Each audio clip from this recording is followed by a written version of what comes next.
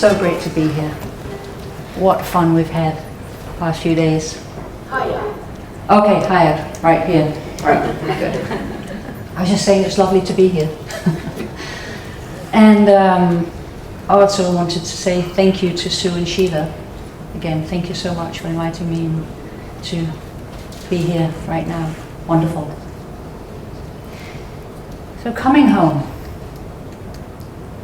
We all long to be home. There's a longing inside to be back to a space that we already know. We know it, we intuit it. It's within.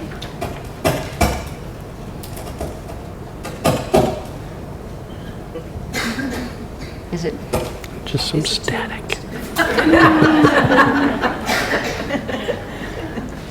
This space, many of us are looking for it. We all fall into, oh, it's, okay. Try my ice cream cone. Yeah, this is better, yeah, good. So we're looking for it, we're looking for this home because we intuit that it's there.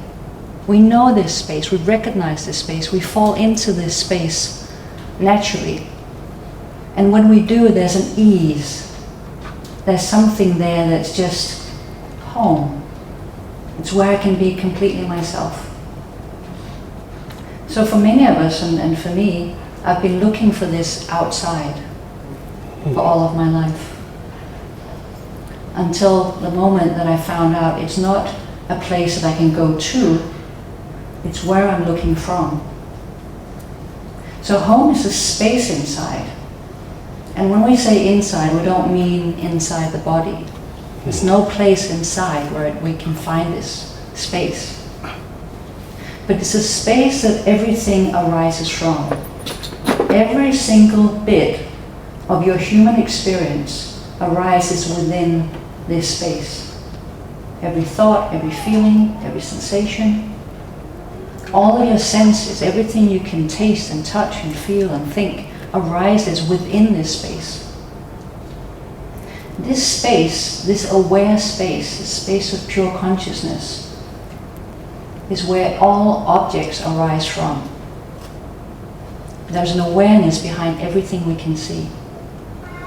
And because it's not an object, it doesn't share the limitations of objects. That's why you've heard us and other people speak about it cannot be broken, it cannot be harmed, it cannot be destroyed, because it's not an object.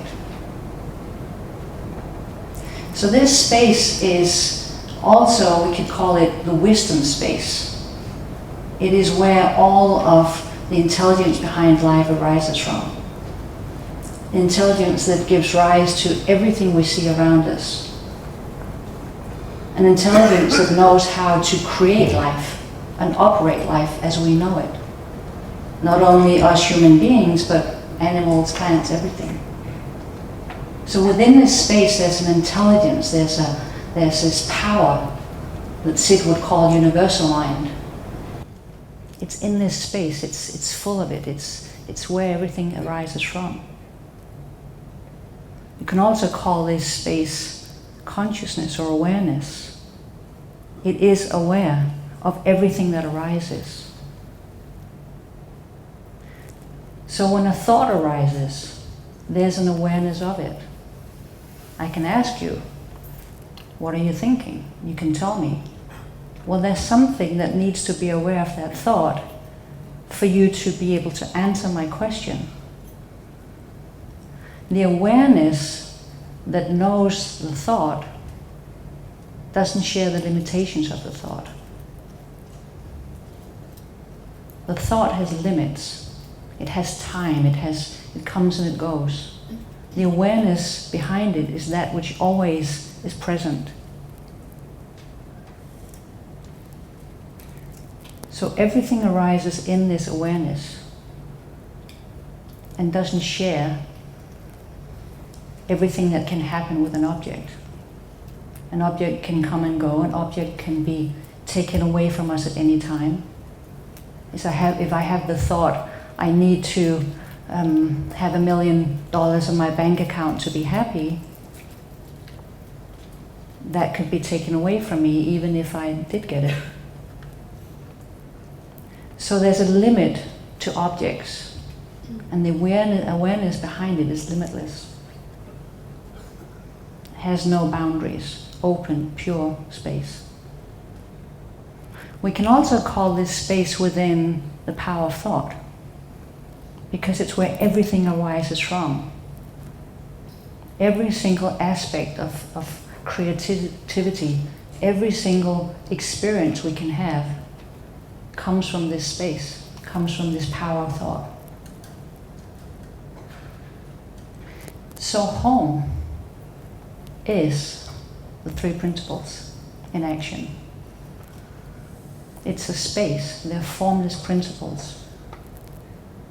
We call them principles because they are always there, and there's no exceptions.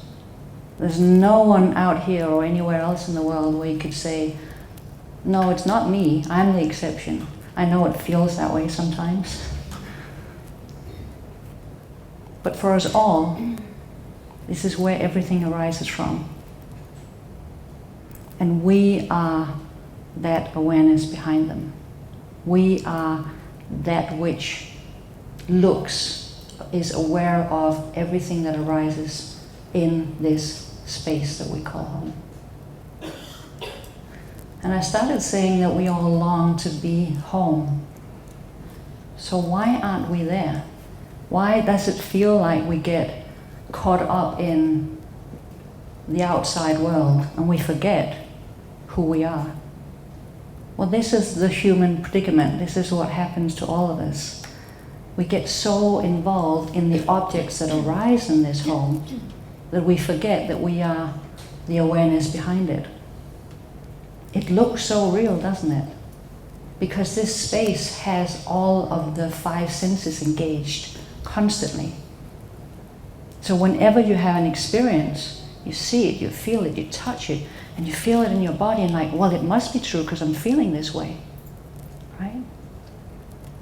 So we get caught up in the experience and we forget the awareness behind the experience. It's all that ever happens when we get caught up, is that we forget who we are. We get caught up in what's going on our inner screen, and we forget what the movie is being projected onto or out from, which is this pure awareness. So this is what our book is about. This is what we wanted to talk about, this space within that is in a way completely empty, but also at the same time full of the potential to have any experience.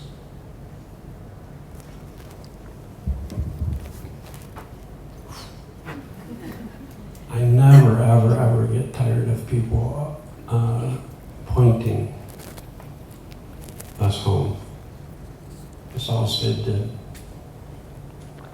hundreds of people a day would come looking for this enlightened man. One time I asked him, I said, Sid, what did you do when all these people, 200 people a day were getting off a ferry on this island, coming from all over the world looking for him? And he said, go home. In this case, he meant it both ways. He said, go home. You can't get wisdom from another person. You can only find it deep within the quiet of your own being.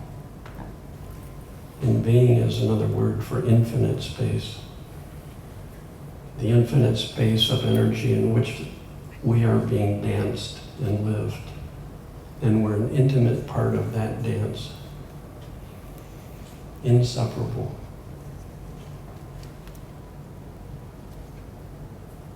I love the universality of this.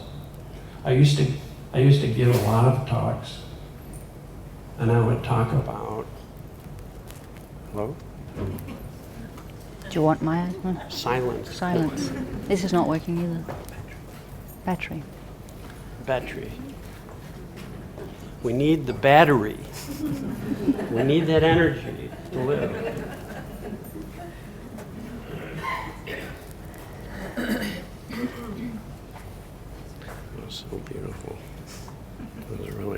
Thank you. Very, very beautiful. Oh, the blue one? Hello? Oh,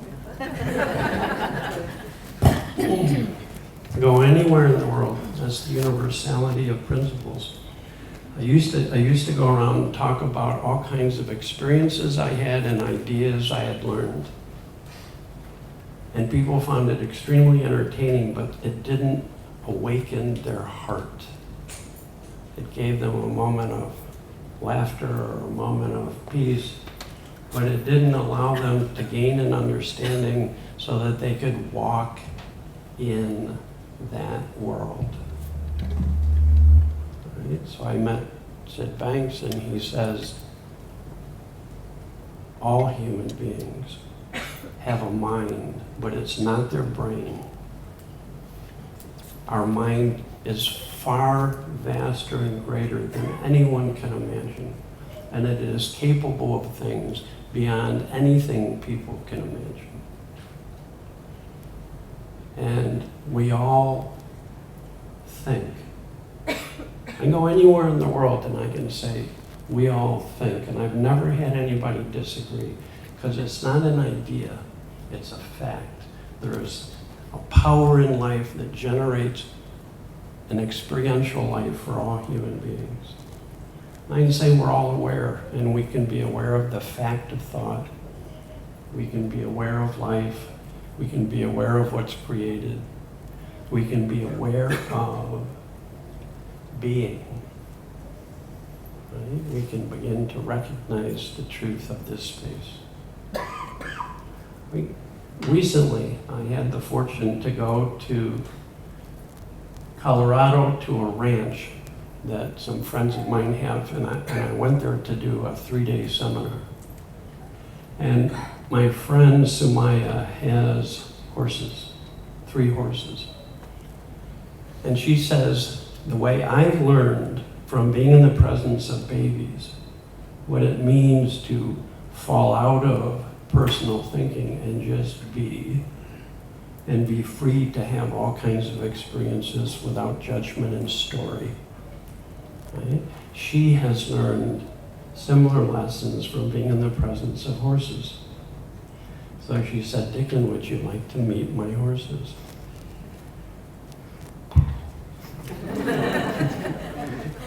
I did not say nay. I said, yay.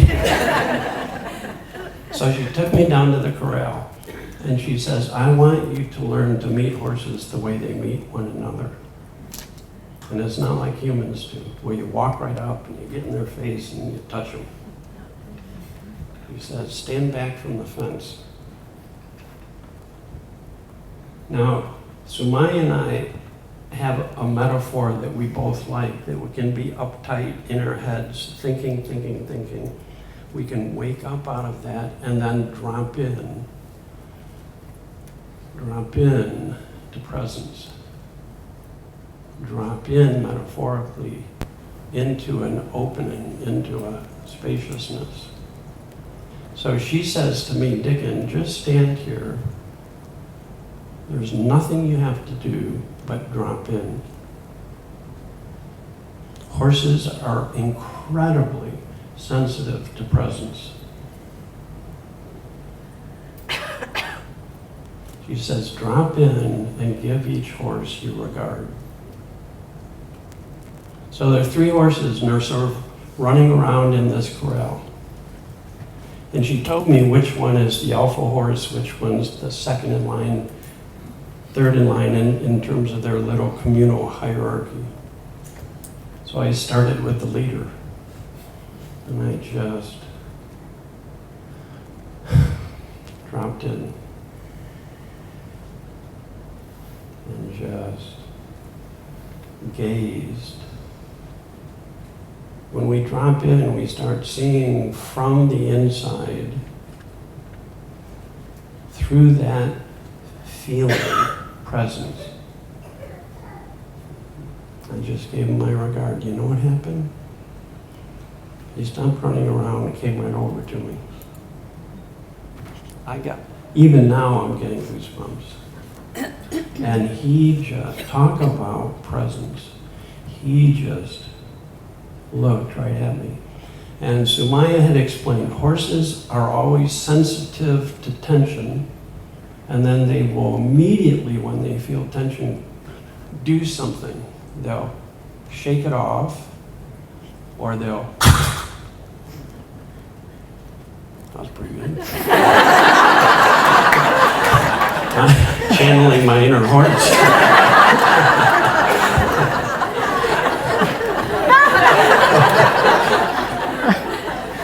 Or they'll chew on something, or they'll do something to immediately, and I said, oh my God, wouldn't that be great if all of us, the instant we felt tension, we go, oh, thought, and just dropped in. Right? So this horse is just standing there, and we're just looking at each other, and it's like, remember I told you my experience is, this to me is very ordinary. I can drop in anytime, anywhere.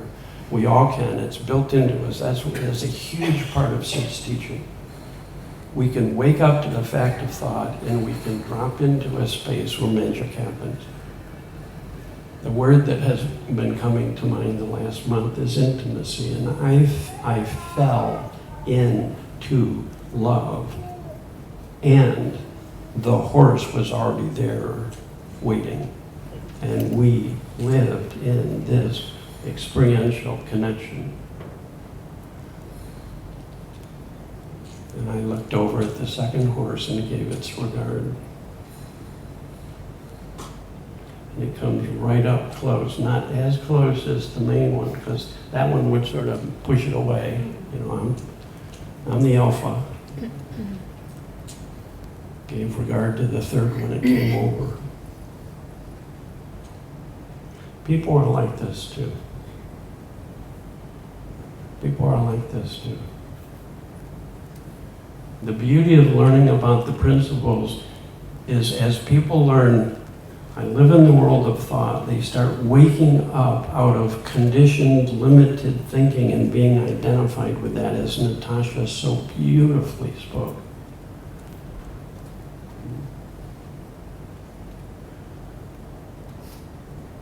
We start seeing ourselves caught up, and there's a feeling to it. And there's tension in that feeling.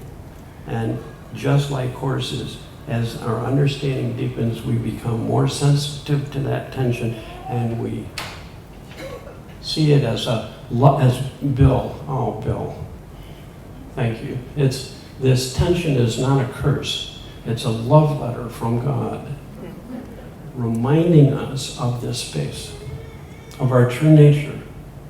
Thank God I feel anxious, stressed, upset, confused.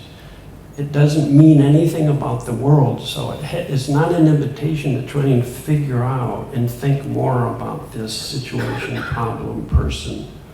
It's just an indication that I'm caught up. I am uptight, right? And metaphorically. We drop into being chipmunks. That stillness, it says that's what every human being is looking for, and they don't know it, is when we disengage from that thinking, which some people very simply just call the now, is dropping into presence. To me, it feels like when I'm thinking about things, my world diminishes to a little point, and I'm not very aware of what's around me. I'm in my head thinking. And when I realize that I'm uptight, when I drop in, here's the room. Here's life happening. I show up for life. Sid says it's like going from the known to the unknown. Because it's the unknown to the intellect. When I drop in, I have no clue what to do, what to say. But then, as Natasha said, that's also the room of wisdom. Wisdom is a knowing that has nothing to do with the intellect. When people are in crisis situations, they Most often, not always. Sometimes we go in our head and panic and get stuck in that panic and that thinking. But other times, people get enormously present during a crisis. And then they just know what to do. And often what they do is selfless. In times of crisis, people will often rush into a situation where their own life is in danger in order to help somebody else. And later on, people will say, oh, you were such a hero. And they went, I'm no hero. I did what anybody would do. When we drop in, we go beyond our selfish little needs and wants and ideas and beliefs, and we touch a space that, as Sid would say, awakens love and understanding. It's universal. Love and wisdom. One of my favorite quotes from Sid is, he said, this space, you could call it the state of no thought, which means you're so present, you can have personal thoughts going through your head, but you're not paying attention to them when you're in the now. State of no thought. He says, if you want to find well-being, you're looking for one thought. You're a thought away from well-being. And he says, you know what that thought is? And my ego got very excited. He's going to tell me what thought I should think if I want to have well-being. He says, yeah, it's the state of thoughtlessness, the state of no thought. It's another way of talking about pure thought. This space already is pure thought. Pure meaning uncontaminated by limiting concepts and ideas and beliefs.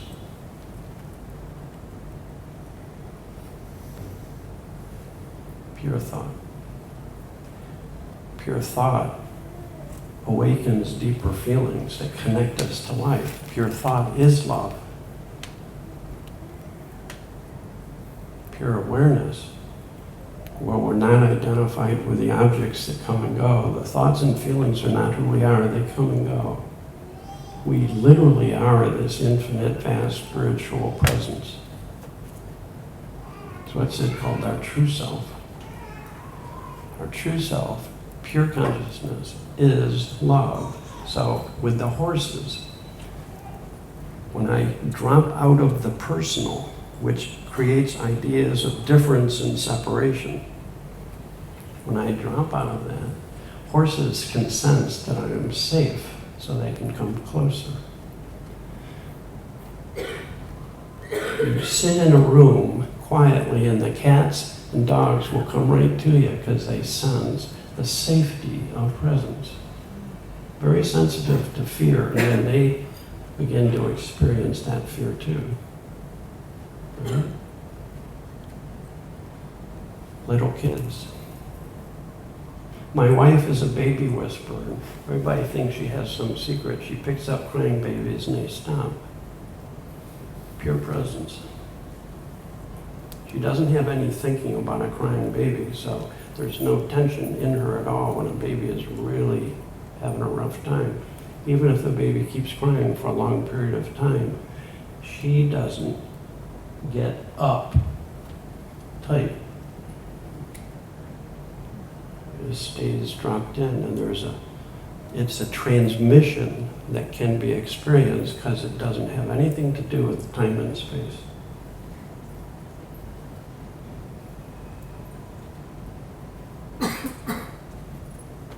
I've had so many teachers about this.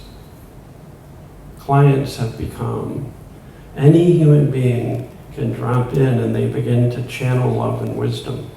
You'll hear it. I know some of you have heard this story, but what the heck, it keeps coming back to me today, so I've learned to trust that. A mother came to see me, and very loving woman. And I could see she was really anxious, and I say, well, why are you here? And she said, I'm concerned about my 7-year-old son. He's this little kid, but he would always much rather hang out with adults than kids. And I don't know if that's normal. I don't know if I should be concerned. I don't know what it means. He's like a little adult. And she says, so can you test him? Oh yeah, I'll give him the horse test. I said, oh, I'm sorry, I don't really believe in testing. I said, I'd be glad to meet with your son, and I'll give you my professional opinion on how well I think he's doing. So, nay. So this little boy walks into my office, and he's coming in the door, and I'm sitting over on the couch. And he walks in, and he's looking at me, and he's approaching me like the horse approached me. Nothing but eyes. And he walks right up and stands in front of me, and we meet. And he goes, oh, hi, you must be Dicken. How are you doing? This was not, how you doing? This was, how are you doing? I go, oh. I'm going, who are you? Sid, is this a joke? Is this a test?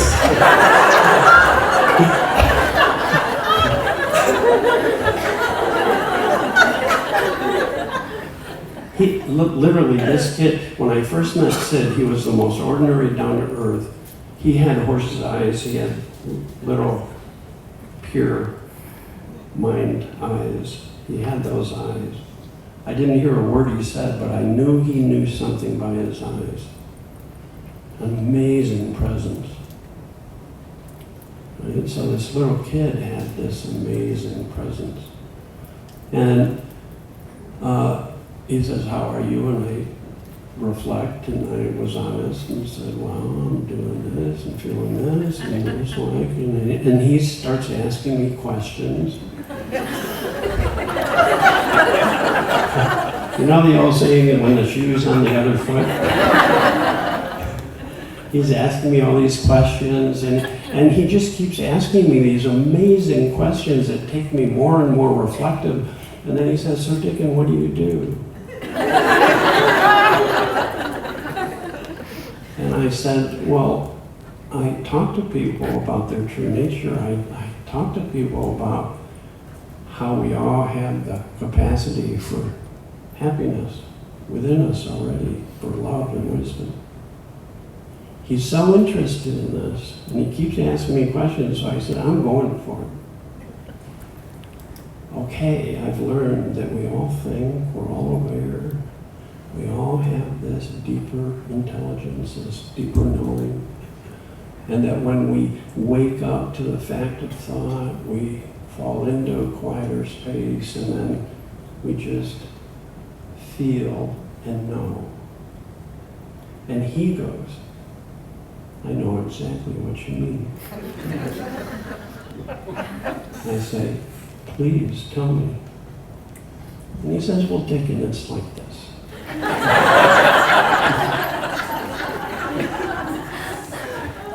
And believe me, I'm all ears. He goes, it's like this. Sometimes I don't know what to do with myself. And sometimes I go to my bed and I lay down, and it's like I'm going to sleep, but I don't go to sleep. Is that one of the, it's a metaphor. It's one of the most beautiful metaphors. It's a very old metaphor, right, of falling into the now. And so he says, like I'm falling asleep, but I don't fall asleep. And again, I got goosebumps all over my whole body. And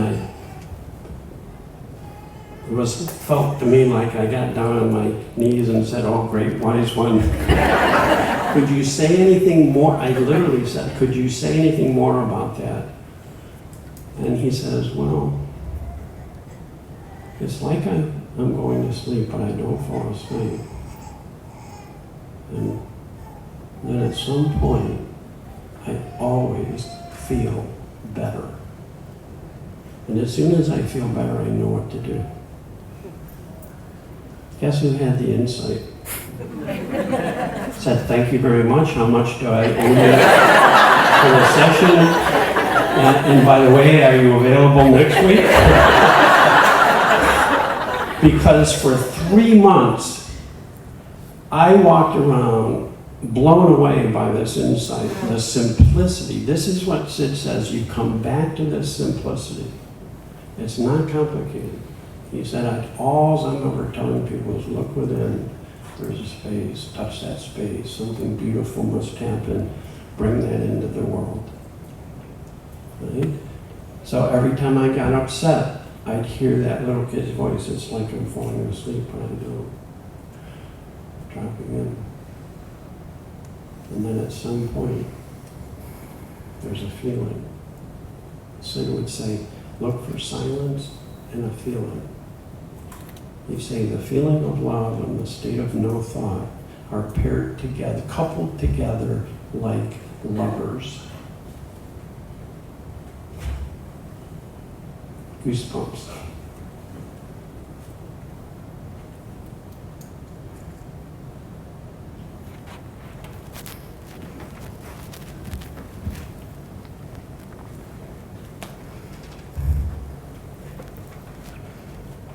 I started speaking about this space within which all experience arises from, this home.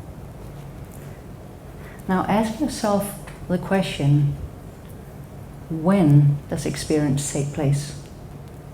We've talked about where experience takes place, where it is it takes place inside this space. When does it take place? The answer is now. Experience always takes place now.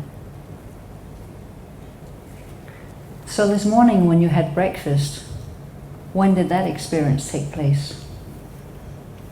Now. When you walked into this room, when did that take place? Now. I think you're catching on. This experience right now, listening to us, is taking place right now. What do all of these nows have in common? Is there an edge to them? Is there a one now starts and then another now comes afterwards? No. There is one continuous now. It is always right now that experience is taking place. So the experience comes and goes. The experience of having breakfast, the experience of coming into the room, the experience you're having right now listening to us. But the now itself hasn't changed. It's always now. And because it is always now, because it has no edges to it, it doesn't have a time that it began and a time that it ended, it's free of all of the experience that is going on in this present moment. Do you see that? Experience is arising in this space right now, but doesn't share the limitations of the experiences. It doesn't have a time that it starts and a time that it ends. What that means is there is no yesterday. It doesn't exist. The experience of yesterday, which we can maybe all think back to the fun games we had last night, but the experience of that is taking place right now. We can all think about the future, go into stories about what we want or what we fear or desires. It's taking place right now. So the now, home, this open, infinite space, is the same. You are the now. You are this space. You are home. You are that which everything arises from in this present moment. When we read a novel, we buy the novel, the novel has already been written, right?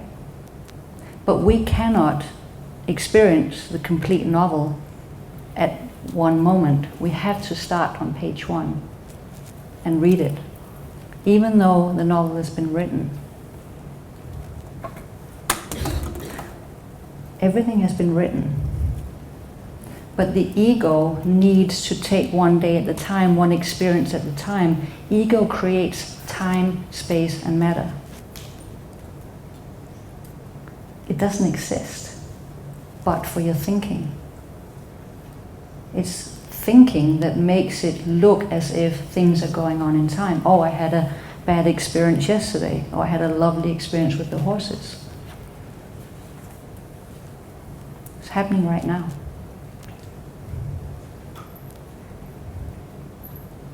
So, noticing who we are, this present moment, knowing that we're free from the experiences that are going on, throws us into this moment that's easy. I started saying that this home that we long for has this feeling of ease in it. It's why we love being there. I can be completely myself. What does that mean?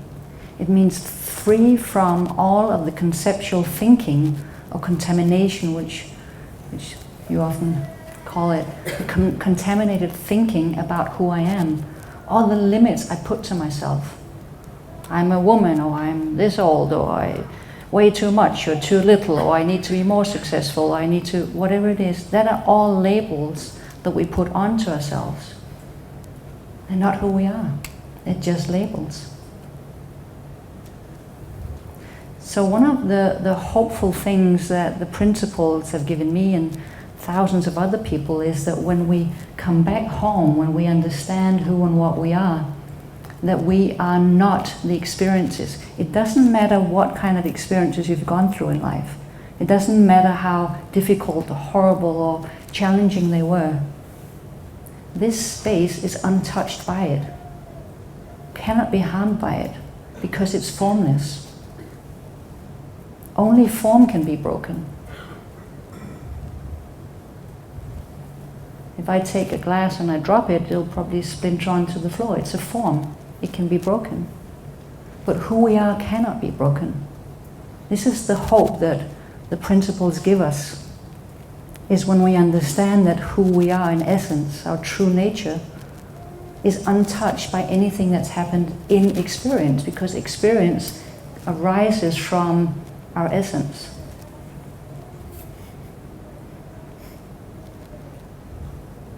It's so hopeful, and it's what helps people when we work with people, when they see the truth of that.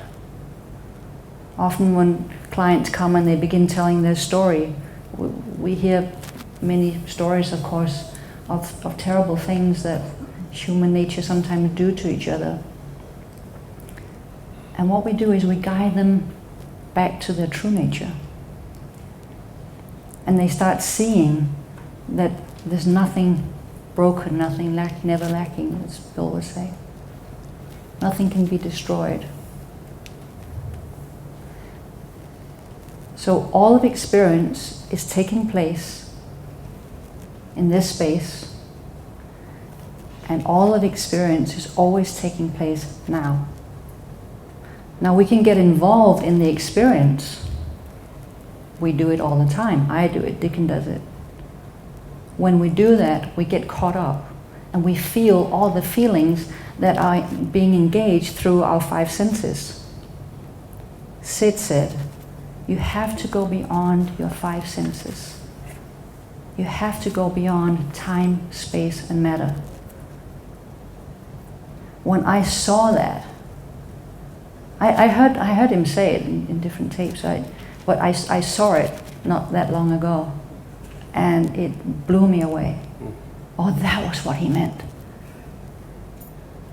It touched me so deeply when I understood that the reason that we get involved in this experience is because it looks so real to us, because it engages our 5 senses. I feel it in my body, so it must be true. I see it. It's right in front of me. I see Dicken does something and I feel this. Well, he's the cause of my experience. When we go beyond time, space, and matter, when we go beyond our five senses to this present moment, in this space, I am free of the experience. I notice that experiences come and go. I am not that. I can never be the experience.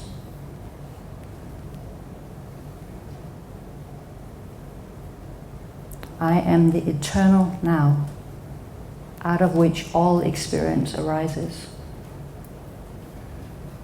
It's all you need to know. It's all anyone needs to know. It's coming home.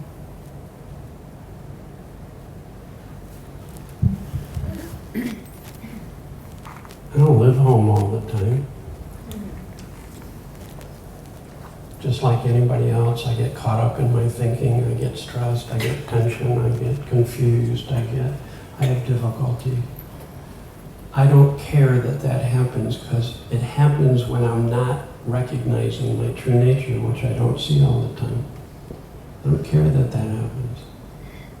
Which makes it a lot easier for me to not be so affected when other people get caught up and say, oh yeah, that's part of the human condition. But what I do know, in a sense, I know when I wake up where to look. I do know that there is this space that's always in life. We are living in that space. It's not within us, in our bodies. We are living within that space. It's all, the divine energy of life is all surrounding, all pervading, and everything comes out of that and is that. It's all one. It's all the same energy dancing around. Well, we lose sight of that, and that's natural. But it sure helps if you know that there is a home, and then it's right there available to us. So a little bit, this metaphor came to me.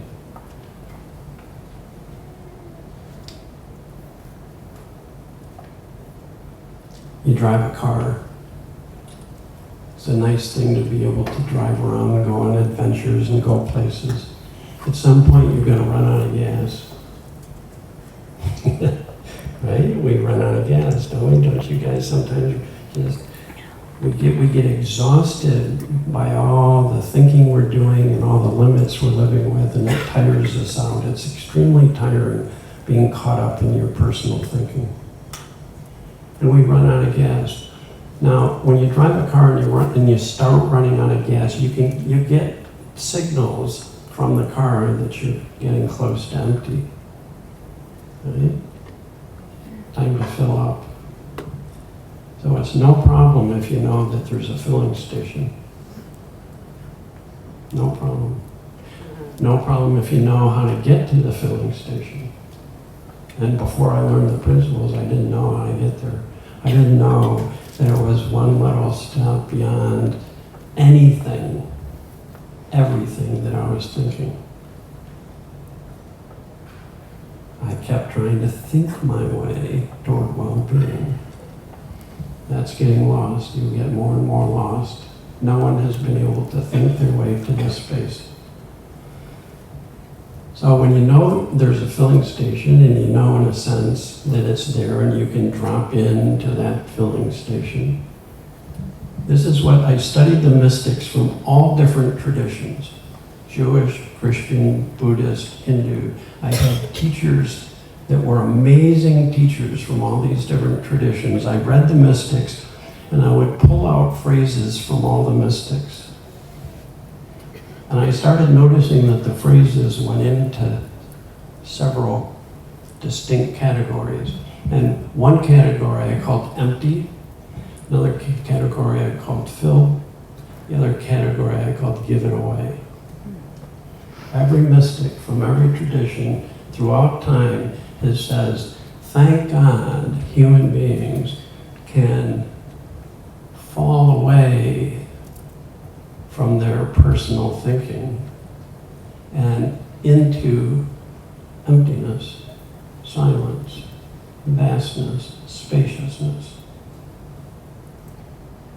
It's a beautiful thing to discover. And then when we touch that space, like the little boy said, at some point I always start to feel better, right? Whatever you're feeling begins to, because it's just energy, and without the labels and the ideas and the judgments that hold that energy in place, it's taking the lid off that light, and the nature of light is to radiate to infinity. And every feeling we have is light and radiance and love waiting to radiate to infinity. So they'll talk about radiance, they'll talk about you are light, go to the light, look to the light, drop into the light, you are a being of light. Don't cover the lamp with the bushel. Take the bushel basket off of the lamp so the light can shine forth. Empty. And then the filling is a spontaneous thing that happens when we are fully present. It's not something you have to worry about doing. You don't have to worry about trying to be loving. You drop into the now and loving begins to radiate naturally. It's not something we can do. And then the teaching says, if you keep that feeling of love and peace and joy to yourself, that's selfishness. Give it away. Give it away. Or, as Sid would say, listen to the knowing in that radiant feeling, and it will guide you through your life. And it will surprise you. It will surprise you. Anybody who says, I know what I would do if I had wisdom, I guarantee that's not wisdom. Wisdom is new and fresh movement. It's not even necessarily thinking. It's just a movement in different directions that move you in a healthy direction. Otherwise, it wouldn't be called wisdom.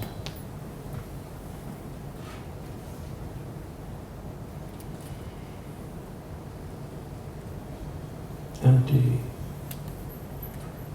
Realizing the nature of thought allows us to experience a wide openness and emptiness, a presence. We come to our senses because we fall out of our thinking. We come to our senses where we can enjoy life. You go beyond personal thinking, you experience a peacefulness because you are no longer being battered around by I shouldn't, what do I do, how do I do this, oh, I don't know.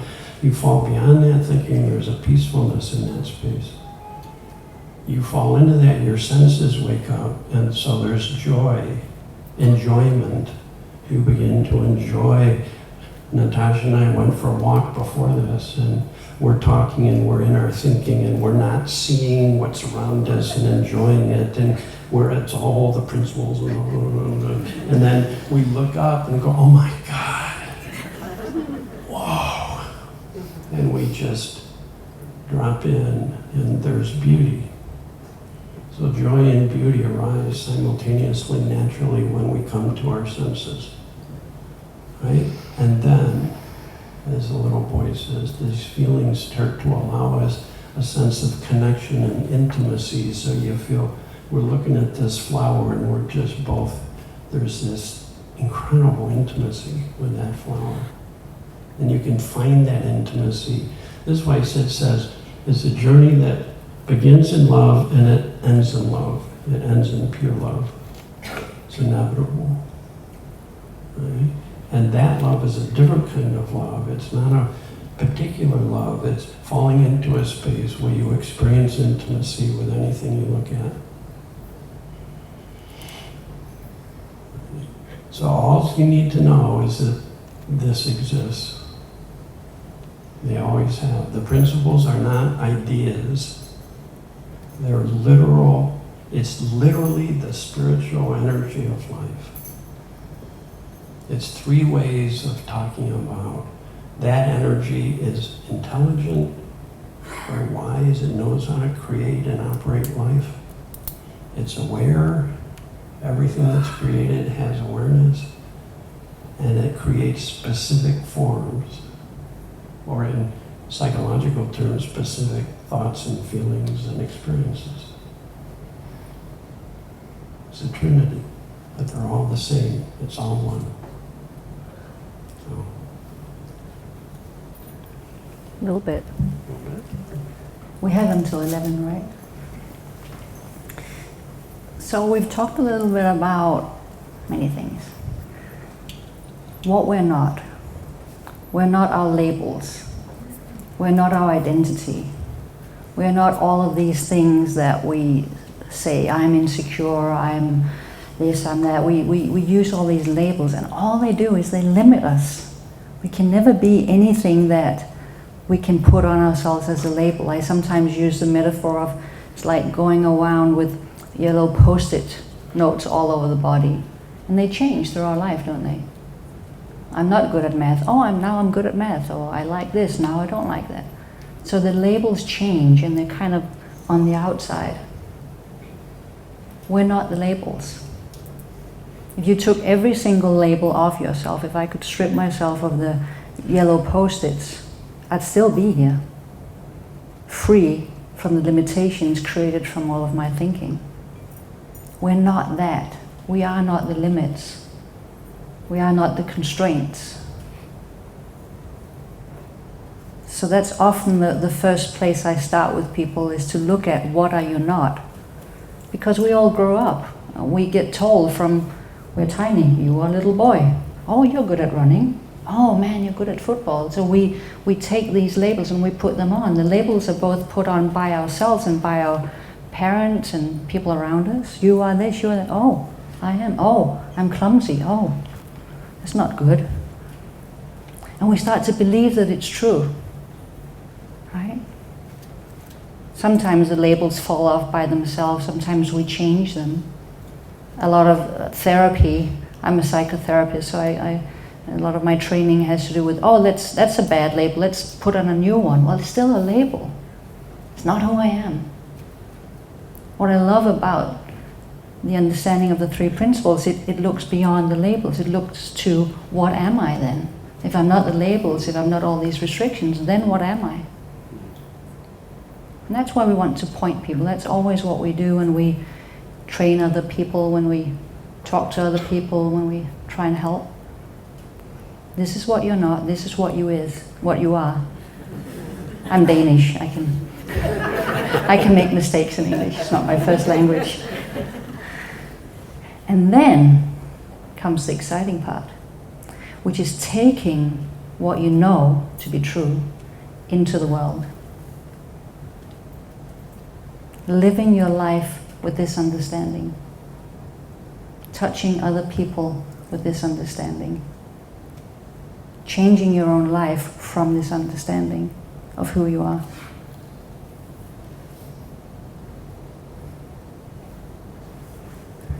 Okay, summary of this talk. Go and enjoy your life. Don't think about this. Go and enjoy your life. And if at some point you're not enjoying your life, if you know it has something to do with thought, it'll bring you right back home, and then you can continue enjoying your life. Keep it simple.